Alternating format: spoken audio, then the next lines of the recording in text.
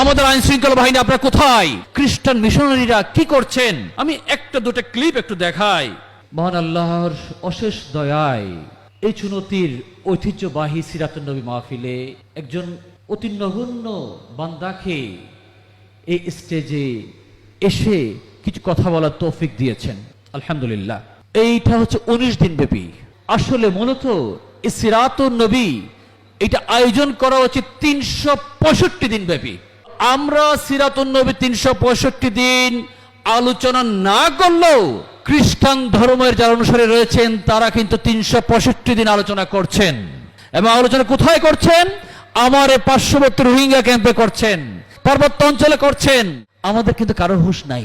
আমাদের আইন শৃঙ্খলা বাহিনী একজন আলেম দায়ী যখন পার্বত্য অঞ্চলে কাজ করতে যান তখন তাকে হাজার প্রশ্নে জর্জরিত করেন। রোহিঙ্গাকে যখন দাওয়াতি কার্যক্রম চালাতে যান ওনাকে হাজার প্রশ্নের সম্মুখীন হতে হয়।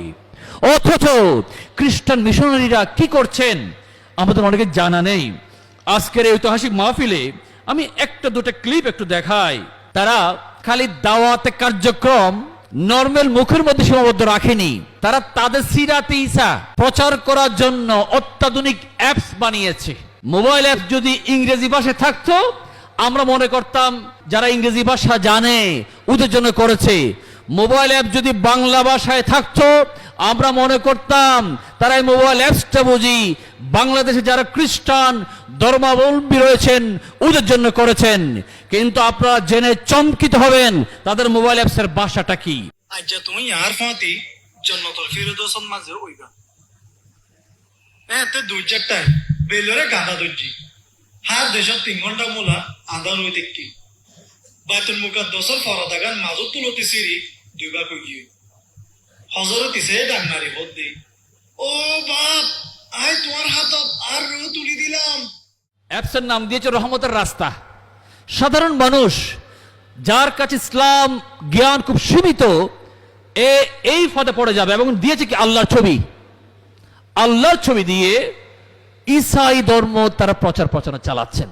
নট অনলি দ্যাট, যে ভাষাটা আপনারা শুনেছেন একজন রোহিঙ্গা বয়স্ক মানুষের ভাষা, বুঝতে পেরেছেন তো নাকি? এবার আপনাকে একটু আমাদের বোনদের ভাষা দেখায় ভিডিও সহ।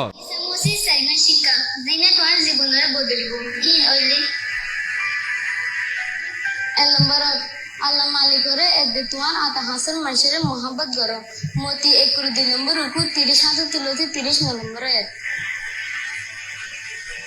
2 নম্বর সোনালী কানুন মানি তাক মতি হানম রুকু 12 নম্বর আয়াত